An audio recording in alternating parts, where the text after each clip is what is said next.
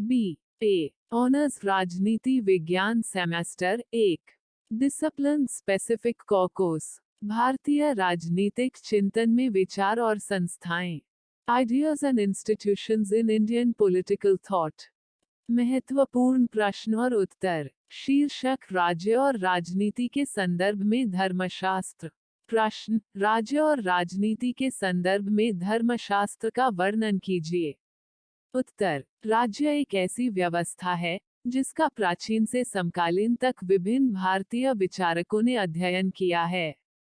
प्रत्येक विचारक ने इस व्यवस्था को समुदाय की भूमि, सीमा और सदस्यता के रूप में परिभाषित किया है।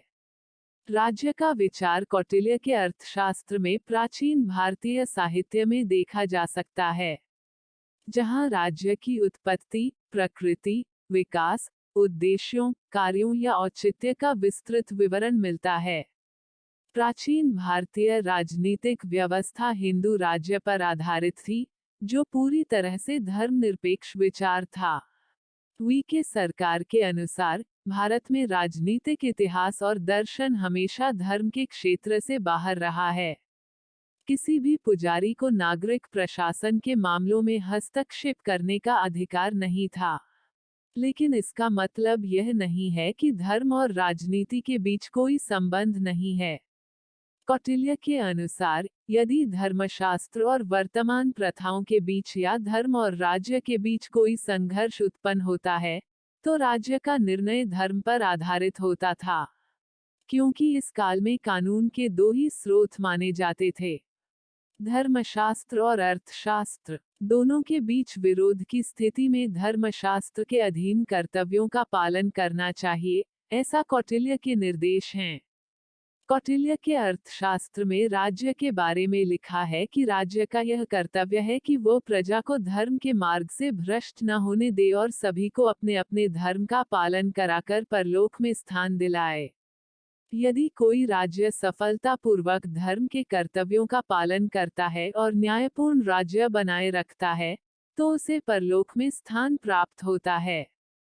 धर्म और राजनीति के संबंध के साथ साथ नैतिकता का भी इससे गहरा संबंध है। नैतिकता कार्रवाई के सही और गलत के बीच अंतर करती है। सही कार्यों को राज्य द्वारा प्रोत्साहित किया जाता था और गलत कार्यों को राज्य द्वारा दंडित किया जाता था।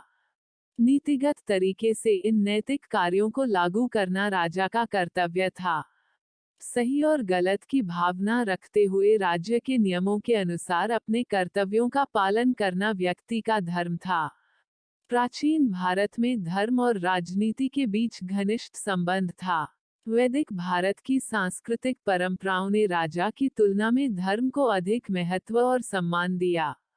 राज्य धर्म से श्रेष्ठ नहीं था।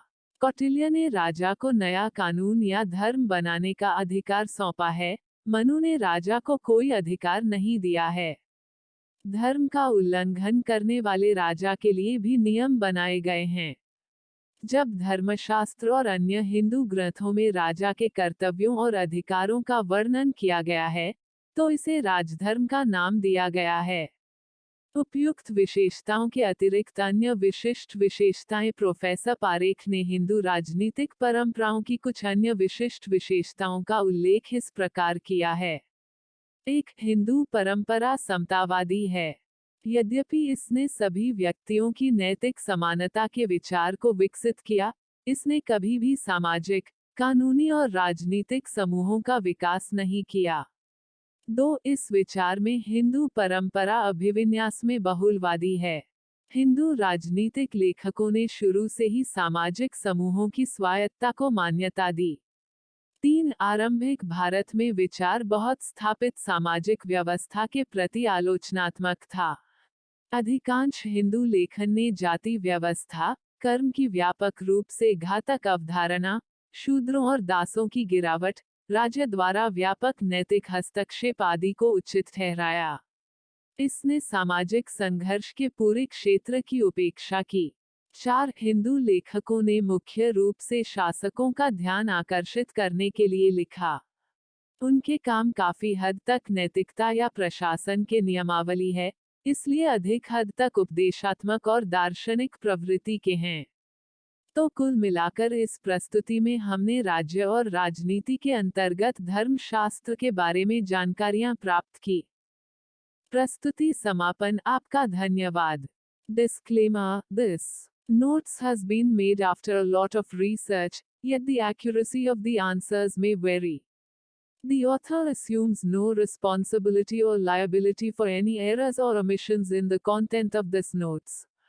The information contained in this notes is provided on an as-is basis with no guarantees of completeness, accuracy, usefulness or timeliness.